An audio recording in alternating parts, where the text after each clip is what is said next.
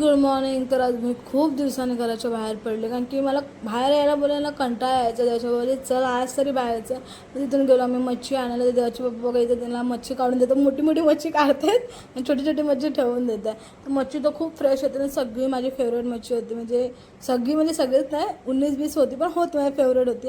घरी येताना आम्ही घेतला नाश्ता, म्हणजे मेंदू वडा. आणि हा बघा आमचा बुक्कड कसा खात. आणि मला बोलतो मम्मी यम्मी आहे, तू पण खा. म्हणजे मला मेंदू वडा नाही आवडत, तूच खा. आणि त्याच्यानंतर बघा कसा खातोय. त्याला म्हणजे थांब पप्पासाठी वाढ बघू. तर नाही, मला भूक लागली, मी खातो. तर मी बोलले ओके खा. आणि आजच्या जेवणाला होती बोंबील, पापलेट, बांगडे, जसं भरपूर बोलतात ना, भरपूर प्रकारचे मच्छी होते. आणि त्याचे पप्पा जेवायचं सोडून मोबाईल लावून बसले. आणि नंतर संध्याकाळी गेलो फिरायला. मी बोलली चल आज कुठं तरी जायचं, मस्त फिरू वगैरे.